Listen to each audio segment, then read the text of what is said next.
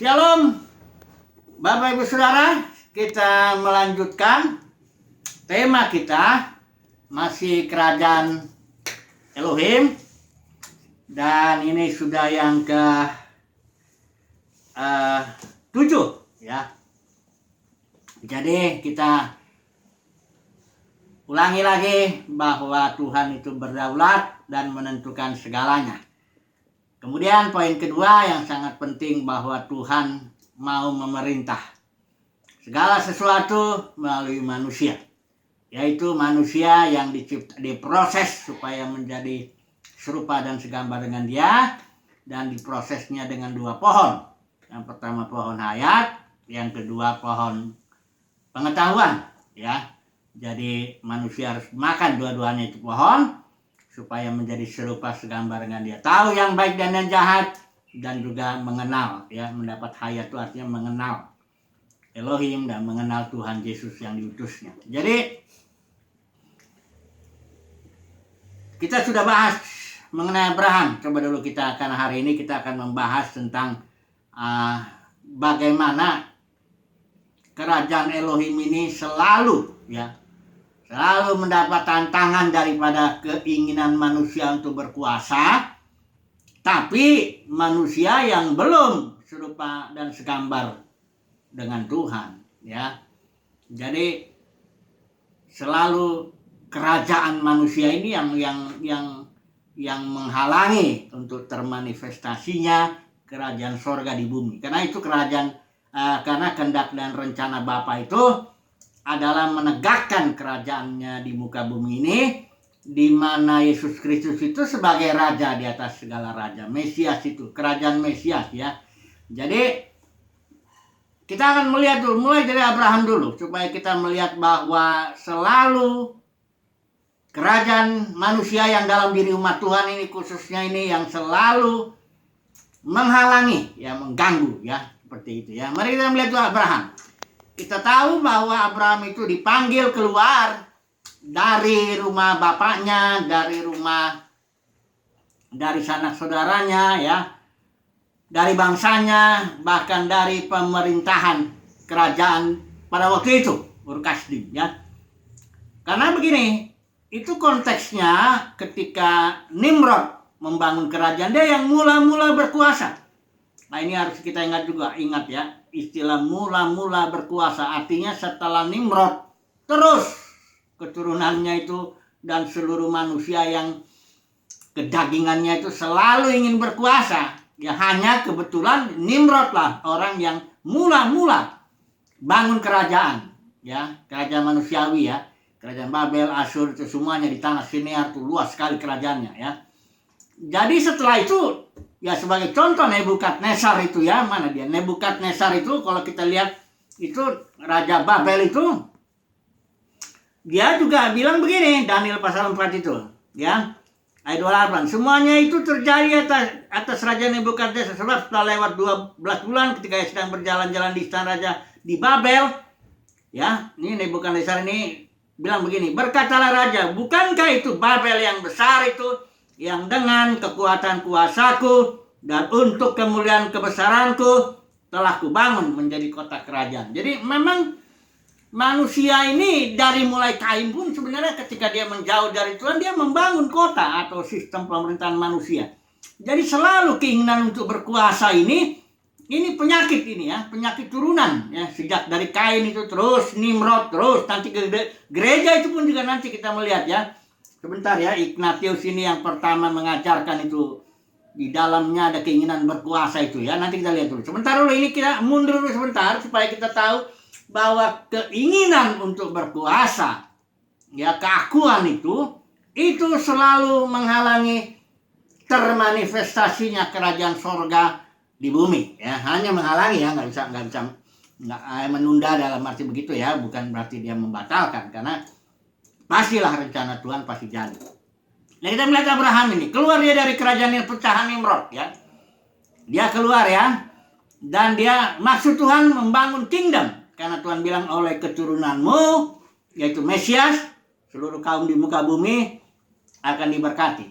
Dan Mesias di sini artinya kingdom ya, dia raja, dia dinubuatkan apa, raja damai ya, kerajaannya tak berkesudahan dan sebagainya. Di Yesaya pasal 9 itu kerajaan Mesias ya. Jadi kalau bilang Mesias, itu berarti kerajaan ya. Nah, begitu keturunan Abraham ini yang jasmani itu Israel. Itu juga waktu perjanjian itu di Gunung Sinai itu kamu akan menjadi kerajaan imam ya. Tapi kerajaan imam itu artinya Tuhan yang atur. Nah, ini Israel ini minta raja, kita tahu ini. Ini dia awal, ini dosa Israel 2, nyembah berhala dan minta raja. Jadi dengan permintaan itu dia menolak Tuhan sebagai raja. Dia ingin raja manusia yang bisa dilihat dengan matanya seperti bangsa-bangsa lain ya. Jadi padahal Abraham dipanggil keluar dari bangsa-bangsa, dari sistem pemerintahan manusia, supaya jangan ngikutin ya cara-cara bangsa-bangsa lain itu ya, punya raja manusia. Kemudian pulanglah ini, Israel itu kita tahu ya, kerajaan itu ya, zaman Rehabeam anak Salomo itu pecah ya. Sebagian Jeroboam itu kerajaan utara, itu ada 10 suku. Kemudian di sebelah selatan ini Yehuda dan Benyamin ya, 2 suku. Kemudian kerajaan ini berjalanlah sedemikian. Ada raja yang bagus memang, tapi kebanyakan kalau yang di utara itu jelek semua itu raja-rajanya ya. Akhirnya dibuanglah tahun 722 sebelum Masehi, dibuang ke Asyur dan tidak balik lagi ya. Asyur itu kerajaan yang dibangun oleh Nimrod juga itu ya. Jadi karena ini Israel minta raja, Tuhan bilang kalau gitu kau bisa rasakanlah bedanya antara mengabdi kepadaku sebagai raja atau kau mengabdi kepada raja manusia.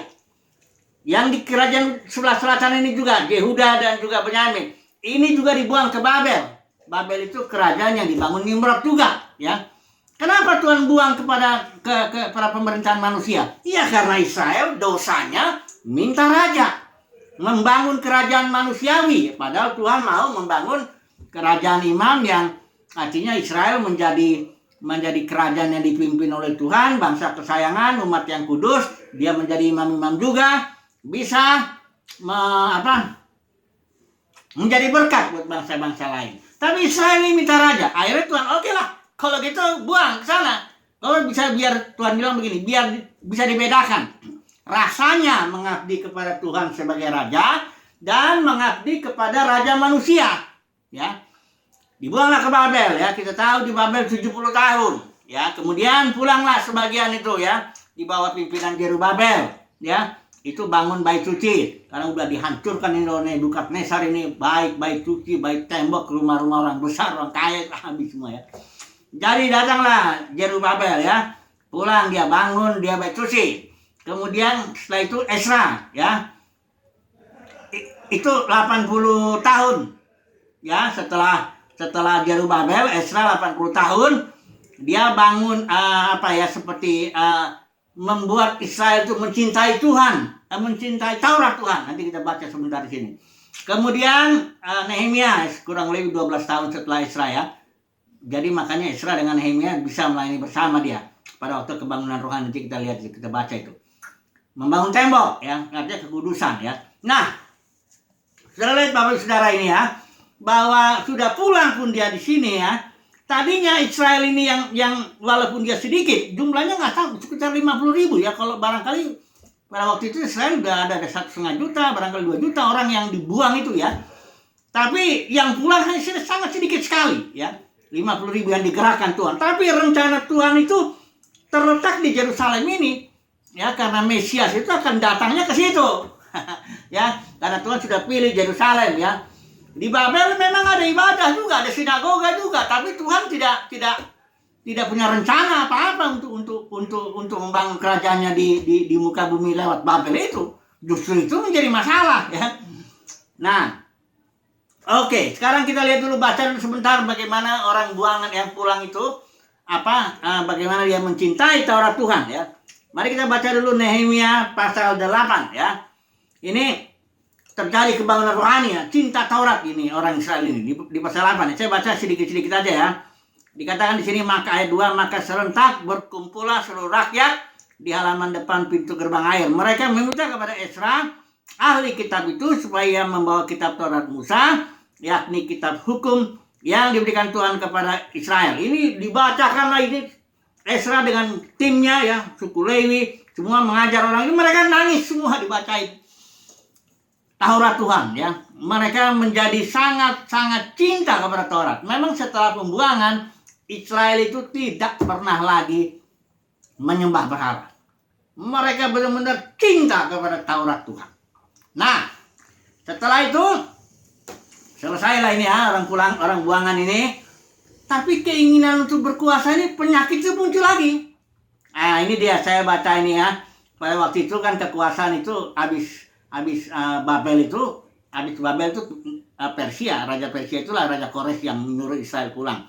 Kemudian habis Persia itu Yunani, ya. Kerajaan Yunani ini Alexander the Great, ya. Nah, ini dia mati, kita tahu dia mati muda. Kemudian dibagi kerajaannya jadi 4 jenderal. Nah, salah satu nanti muncul ada Antiochus IV. Ya, ini si Antiochus IV ini membuat persembahan di bait suci yang waktu itu sudah dibangun itu Yerusalem.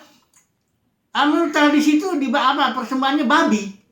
Jadi mencemarkan sekali bait suci. Kemudian tampillah di sini seorang yang namanya Matatias ya. Ini Matatias ini punya anak 4 ya. Ini Matatias tahun 167 sebelum Masehi. Dia bangkit, dia melawan ini, membersihkan ya. Nah, kemudian Matatias mati, Yudas Makabeus ya yang meneruskan ya. Disinilah dia membersihkan ini 100 tahun 164 sebelum Masehi, membersihkan bait suci di Yerusalem ya. Dan disinilah di zaman Yudas Makabeus inilah orang Yahudi mengalami kebebasan dalam beragama ya. Kemudian matilah si Yudas Makabeus, masuk lagi Jonathan ya. Dia ditetapkan menjadi imam besar. Kemudian Simon ya. Ini dinastinya Hasmonean bilang ini ya. Kemudian di sini setelah Simon ini kemudian ada lagi yang namanya John Hyrcanus, yaitu tahun 135 sampai 104 sebelum Masehi. Ini anak Simon. Di sinilah mulai muncul itu aliran Farisi, yaitu separate terpisah, dan Saduki. Ya, Saduki ini lebih duniawi ini katanya, lebih cinta kekuasaan gitu loh. Dia nggak ngakui kebangkitan, ya nggak ngakui malaikat, ya macam-macam lah. Tapi di sinilah dia muncul di zaman John Hyrcanus ini. Kemudian ini setelah habis ini ya, ini cerita dinasti Hasmonean ini, cerita bagaimana mereka gontok-gontokan, merebut kekuasaan. Ini saya bilang, tadinya Ezra dengan timnya, suku Lewi, para pengajar itu, mengajari umat Israel ya, tentang Taurat Tuhan, cinta mereka, bahkan nangis-nangis itu. Tapi kemudian setelah zaman Makabeus ini muncul John Hyrcanus ini, ada aliran Saduki, Farisi. Terus mereka berebut ya. Ini ada Salome, ini Alexandra, ini dia berkuasa didukung oleh Farisi. Kalau Hyrcanus II ini didukung oleh Saduki. Jadi mereka bahkan di zaman inilah Aristobulus inilah mereka disebut dengan gelar raja, king ya, tahun 104 sebelum Masehi. Jadi udah kelihatan bahwa tadinya pemulihan Tuhan itu orang buangan itu pulang ke Yerusalem ya, bangun bait suci, belajar Taurat, bangun tembok. Tahu-tahu kembali keinginan berkuasa itu, ya. Sanhedrin ini udah mulai sini nih, ya. Nah, itulah dia akhirnya orang Israel jatuh lagi, ya. Jatuh lagi oleh keinginan berkuasa itu. Sanhedrin ini keinginan berkuasa sekali. Aliran-aliran Saduki, aliran-aliran Farisi ya. Inilah yang membunuh Yesus itu. Ya, membunuh Yesus sebagai raja. Nggak terima dia ada raja datang. Wah, itu saingan ini ya. Sanhedrin itu kalau dibilang apa sih alasannya bunuh Yesus, kalau saya menjawab alasannya itu karena ini si Sanhedrin ini ingin berkuasa. Dia iri kalau datang itu raja yang lain, yang pokoknya ini kita harus bunuh, ini sesat pokoknya. Jadi keinginan berkuasa itulah sebenarnya yang memotivasi Sanhedrin bunuh Yesus ini. Ya, itu kalau yang saya tangkap, karena keinginan manusia untuk berkuasa ini terus ya turun temurun ya, selalu itu. Makanya ketika Yesus datang itu dia bilang begini, bertobatlah sebab kerajaan sorga sudah dekat. Yohanes Pembaptis juga bilang begitu. Yang disuruh bertobat itu terutama bukan pelacur, pemungut cukai, bukan itu. Ya itu juga betul. Tapi yang utama ini Sanhedrin ini, para pemimpin agama di zaman Yudaisme, itu yang harus bertobat. Ya. Karena mereka inilah yang menghalangi termanifestasinya kerajaan sorga itu. Ya, walaupun memang dalam rencana Tuhan setelah Yesus dibunuh, ya itulah digenapkanlah janji-janji Tuhan seperti Petrus bilang. Tapi jelas membunuh Yesus sebagai raja itu adalah karena kedagingan untuk ingin berkuasa itu yang di dalam Sanhedrin. Oke lah ya, selesailah itu ya. Ya, akhirnya ada beberapa, ini kan lahirlah gereja. Yesus sudah mati, bangkitnya ke surga. Dia mencurahkan Roh Kudusnya ya kepada 120 orang lebih dulu, dan kemudian yang 120 orang inilah ya, melalui mereka inilah kerajaan surga akan dimanifestasikan nantinya. Kita nggak bicara dulu ini. Yang jelas setelah 120 orang ini berjalan, ada lagi keinginan berkuasa. Yang pada waktu itu 120 orang ini benar-benar nggak ada yang ingin berkuasa. Petrus, Paulus, ya, Yohanes, bahkan Paulus ini bilang, aku ini tawanan roh, ya, aku ini hamba. Dia hamba kebenaran, dia tawanan Roh Kudus. Ya, belum ada dari yang 120 ini berkembang ribuan itu masih Roh Kudus ya. Itu di Kisah Para Rasul ada 70 kali istilah Roh Kudus itu berbicara, Roh Kudus memimpin, Roh Kudus berkata, Roh Kudus mendorong, Roh Kudus melarang, Roh mengutus, apa semua. Masih Roh Kudus yang berkuasa di situ, otoritas Roh Kudus. Tapi kemudian Kisah Para Rasul 20 itu Paulus bilang, dari antara kamu, dia bicara sama penatua itu, penatua gereja di Efesus, bicara di Miletus, dia bilang, dari antara kamu akan ada beberapa orang oleh ajaran palsu menarik murid-murid ya dari jalan yang benar untuk supaya mengikuti para pemimpin itu. Ini keinginan berkuasa. Dia ingin berkuasa atas umat Tuhan. Makanya dengan ajaran palsu tarik murid datang kepada dirinya. Itu kejadiannya tahun 60 kurang lebih ya, sebelum, karena Paulus 2 tahun dia di Yerusalem penjara, 2 tahun lagi di Roma tahun 62-64 baru dia dilepas, 67 dia mati. Jadi Yohanes kemudian melayani lagi ya tahun 90 itu gereja udah jatuh. Jatuhnya karena Paulus bilang ada serigala ganas yang masuk di antara para pemimpin yang ingin berkuasa ini, tarik murid-murid kepada dirinya. Itu ya. Jadi dari mulai Abraham itu ya, itu Israel itu minta raja, terus orang buangan itu, orang Farisi Saduki, sampai gereja sekarang ini juga, ya ini nanti lah ya, bicara denominasi ini samping, penyakit itu ingin berkuasa itu ya. Yang ini juga begitu, gereja itu jatuh ya. Ini saya sebutin dalam sejarah gereja ini ada orang yang namanya Ignatius, ya, dia bishop ya. Dia inilah yang pertama kali mengajarkan perbedaan bishop dengan para penatua, elders itu ya. Elders itu istilah Yunaninya kan ada 2 tuh. Ada yang presbyteros, itu artinya orang yang tua, dewasa, yang pengalaman lah ya. Kemudian episkopos. Ini kalau ini orangnya, ini fungsinya. Epi itu melihat, epi itu dari atas, skopos itu melihat. Jadi melihat dari atas sebagai penggembala. Yang dulu tuh gereja mula-mula tuh digembalakan oleh para penatua, tim ya, sekelompok orang yang ditetapkan oleh para rasul. Inilah dia yang menggembalakan. Sama itu. Yang menggembalakan pertama mestilah presbyteros, orang tua, berpengalaman, dewasa rohani. Fungsinya dia bisa episkopos, melihat ya dari atas, supaya kalau ada serigala menyerang domba-domba itu. Nggak taunya datang serigala masuk ke dalam para pemimpin ini. Inilah dia ajaran serigala ini. Ignatius ini ya. Dia bilang begini ya. Dia membedakan bahwa presbyteros dengan episkopos. Ini episkopos ini yang jadi bishop ini di atasnya katanya. Jadi dari mulai itu dari para penatua harus dipimpin oleh bishop. Nanti yang bishop ini saling ingin berkuasa lagi nih, bertarung di antara kota itu. ada lagi Bishop Agung bertarung lagi, ada lagi kardinal bertarung lagi, adalah Paus. Nah, itulah menghantarkan gereja masuk ke dalam zaman kegelapan. Ini ajarannya, ya, hierarki Nikolaus kalau di Wahyu pasal 2 pasal 3 itu.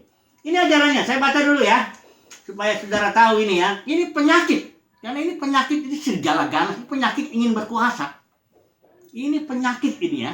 Bahkan di penyakit ini di dalam orang yang sangat kudus, bahkan itu Ignatius itu mati martir dia di Roma. Dia menulis suratnya, berjalan dia waktu itu mati martir di Roma. Tapi dia yang ngajarin, yang membuat hierarki masuk ke dalam gereja dan akhirnya menghantar gereja masuk ke dalam zaman kegelapan itu. Ini dia bilang begini, dia meninggikan otoritas para penatua atau bishop itu ya sedemikian. Coba perhatikan ini ya. Karena itu sama seperti saya langsung terjemahan bahasa Indonesia. Karena itu sama seperti Tuhan tidak berbuat apapun tanpa Bapa, ya, baik dirinya oleh para rasul, demikian juga engkau jangan, dibilang nama jemaat ini, engkau jangan berbuat apapun tanpa bishop. Ini nih. Memang meninggikan ini kan. Kemudian dibilang lagi halaman 64, ini bukunya Apostolic Fathers ya, tahun 1956 oleh J.B. Lightfoot. Dibilang gini halaman 64, tundukkanlah dirimu pada penatua dan bishopmu, engkau akan dikuduskan dalam segala sesuatu. Ya, taatlah kepada bishop ya. Kemudian halaman 74 dia bilang gini, ia yang melakukan segala sesuatu tanpa bishop dan penatua atau para diaken, orang ini tidak bersih hati nuraninya. Lihat nih, tadinya kan setiap orang kudus kan dipimpin, setiap gereja anggotanya dipimpin Roh Kudus. Tapi sekarang ini si Ignatius ini sudah bilang begini, kalau melakukan sesuatu, gerakan atau pelayanan atau apapun harus bishop itu tahu ya. Kemudian dia bilang juga di sini halaman 84, kamu semua ikuti bishopmu sama seperti Yesus mengikuti Bapa. Kan gila ini kan. Kemudian lagi di bawah ini, ya halaman yang ke-84 juga ya.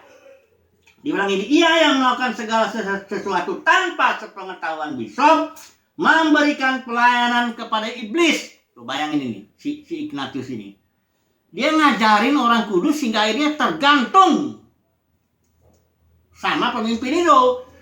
Itu emang caranya supaya para pemimpin itu bisa tarik murid-murid kepada dirinya. Ya, nanti saya ambil 2 bagian firman Tuhan yang menghantam semua ajaran ini. Ya. Nah, berikutnya ini lagi, satu lagi ya. Oh, udah cukup lah ya. Saudara bisa lihat, saya udah nulis ini soal ini ya. Jadi intinya gereja yang tadinya organisme itu, yang tadinya dipimpin Roh Kudus, kemudian datang keinginan ingin berkuasa dari antara para pemimpinnya, akibatnya begini, gereja dicabik-cabik, pecah. Ya. Dan akhirnya masuk hierarki jabatan itu, dan akhirnya gereja masuk 1000 tahun itu. Itu abad ke-6 ya, udah settle untuk Katolik itu. Ya, Paus, kardinal, Bishop Agung, bishop, ya. Itu sudah settle itu, masuk zaman kegelapan itu ya. Gara-gara hierarki itu, ya.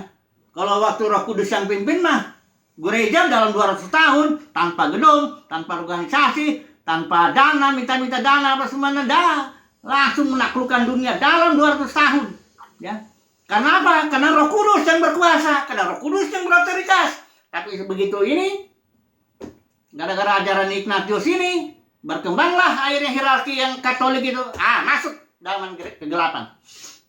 Waktu Martin Luther memulihkan itu, ya nggak dipulihkan ininya, nggak dipulihkan keinginan berkuasanya itu, tetapnya itu yang dipulihkan Martin Luther ada 3 ya, sola gratia, hanya kasih karunia, sola scriptura, Alkitab, sola fide, iman. Tapi keinginan berkuasa nih, penyakit ini nggak hilang sampai sekarang. Denominasi ya penyakitnya ya itu keinginan berkuasa, itu kingdom, bangun kerajaan sendiri ya. Kalau Presbyterian itu kerajaan itu ya, Pentakosta semuanya kerajaan itu ya. Coba dulu saya baca dulu ini di sini ya. Yesus bilang ya, supaya ini diperhatikan dulu ya sebentar ya. Matius 23 ini teguran Yesus kepada para orang Farisi ya. Orang Farisi, Saduki, Sanhedrin ini orang-orang yang ingin berkuasa. Mereka ingin dihormati orang, mereka ingin dihargai ya. Segala Yesus ini tegurannya nih. Sudah bacalah tegurannya di Matius 23 ini. Ini mirip-mirip ini dengan teguran kalau para pemimpin denominasi sekarang ini agak mirip-mirip ini. Warisi ahli Taurat zaman sekarang masih ada ya, saudaraku ya. Yang ingin berkuasa itu loh, yang bangun kerajaan sendiri itu, ya. Pelayanan ini ministriku, ini aku di sini yang mengatur, sebagainya gitu ya. Ini dia, Yesus bilangnya itu. Namun kamu, ayat apa nih? Janganlah dipanggil Rabi, karena ada satu pemimpinmu yaitu Mesias. Dan kamu semua adalah saudara. Nah, janganlah menyebut seorang pun sebagai bapakmu di bumi, karena satu bapakmu yang ada di sorga. Ayat 10, janganlah pula kamu disebut pemimpin, karena satu pemimpinmu, yaitu Mesias. Dan yang lebih besar di antara kamu, ia akan menjadi pelayanmu. Di sini Yesus bilang, jangan masuk apa yang dibilang, apa yang diajarkan si Ignatius itu, otoritas pemimpin itu, nggak ada itu. Bahkan di Lukas itu jelas Yesus pasal 22 ya, dibilang begini. Ini di malam terakhir itu Yesus bilang ini kan, murid-murid udah ribut siapa yang terbesar di antara kita. Ini bayangin, sebentar lagi Yesus besoknya mau disalib, ini murid masih ribut siapa yang terbesar, ingin berkuasa gitu. Emang penyakit ini ada di dalam setiap sel-sel kedagingan kita ini, ada itu. Ingin berkuasa, karena gini, setelah datang kekuasaan, datang juga fasilitas, datang juga uang, datang juga kemuliaan manusia, datang macam-macam, ya, kemudahan-kemudahan. Makanya orang ingin berkuasa. Ya. Ini dibilang begini, perhatikan ini. Ayat 25. Dan dia berkata kepada mereka, setelah murid-murid ribut nih, siapa yang paling besar di antara kita? Yesus bilang begini, dan dia berkata kepada mereka, raja-raja bangsa lain menjadi tuan atas mereka, dan mereka yang menjalankan otoritas, mereka disebut dermawan atau pelindung atas mereka. Ayat 26 perhatikan, namun kamu tidaklah demikian. Artinya kamu tidak punya otoritas seperti bangsa-bangsa lain, pemerintahan bangsa-bangsa lain. Engkau cuma bisa, ya mana ya, kalau gereja itu kan otoritasnya otoritas kudus ya, otoritas hayat, tidak pernah yang didelegasikan. Kalau gereja organisasi ini yang ada otoritas jabatan itu loh. Kalau saya lihat itu struktur itu yang paling atas, misalnya gembala sidang itu dia yang paling otoritas tuh, dia yang paling ngatur itu. Itu kerajaan itu kerajaan manusia itu, kerajaan si gembala sidangnya itu.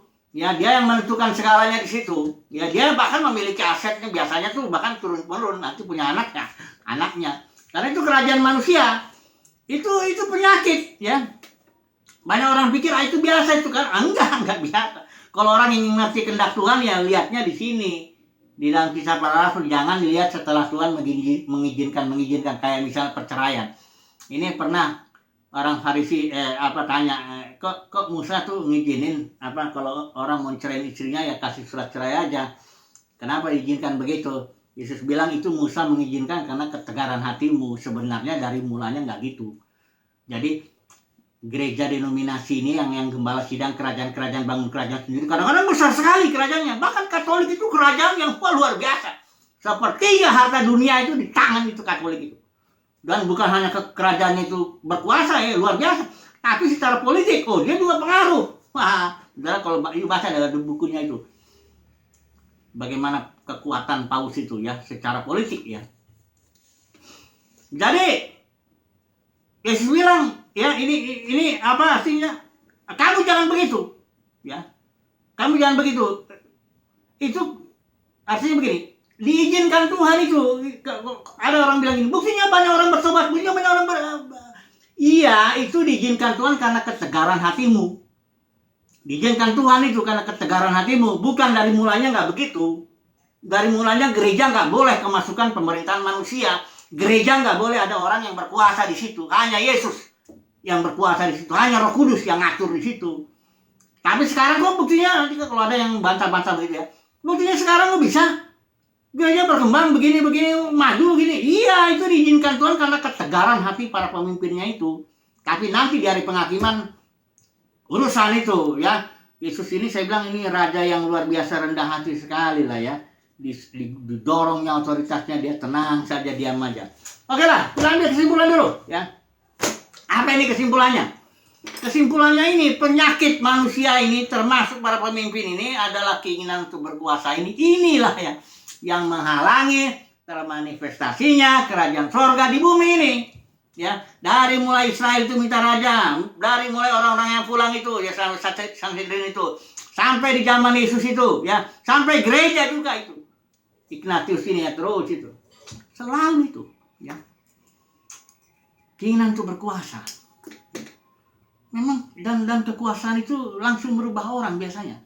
Jadi ada orang bilang begini, kalau engkau ingin tahu siapa dia, kasihlah dia kekuasaan. Nanti akan kelihatan dia itu siapa, ya. Karena kalau dia belum punya kuasa, nggak kelihatan. Saya punya pengalaman gini, saya punya waktu kuliah kami sama-sama melayani, ya. Kami nggak punya kuasa, ya gimana? Apa kuasa kami, ya. Ongkos-ongkos saja cukuplah, ya. Jadi saya melayani sama dia ini, ya. Ini teman dekat saya ini, cukup dekat lah. Dia yang bimbing-bimbing saya juga itu, main-main gitar apa semuanya, dorong-dorong saya melayani. Kemudian setelah entah 10 tahun atau 15 tahun kemudian ketemu. Dia sudah punya kekuasaan dalam lembaga kekristenan itu. Saya kebetulan minta tolong. Waktu itu sedang minta tolong ada sedikit. Terus lain. Duduknya pun lain. Bicaranya pun lain. Yang menyebutnya juga. Loh, saya bilang kan kita teman dulu. Ya. Dulu kita teman ngobrol, hei. Sekarang udah almarhum dia. Jadi nggak apa-apa saya cerita begini kan. Kok sekarang setelah ada kekuasaan, jadi begini ya? Oh itulah dia, orang itu. Ya hati-hati saudaraku, itu penyakit ingin berkuasa itu, ini sangat luar biasa, merusak sekali ya. Jadi sekali lagi nih, gereja dirusak oleh orang-orang yang ingin berkuasa, ingin bangun kerajaan manusia, ingin bangun kerajaannya sendiri. Ya, oke lah, nanti kita sambung lagi, bagaimana ya Tuhan mendidik ya, dalam beberapa dispensasi sedemikian sehingga tetaplah kerajaan surga akan ditegakkan di bumi ini. Haleluya. Amin.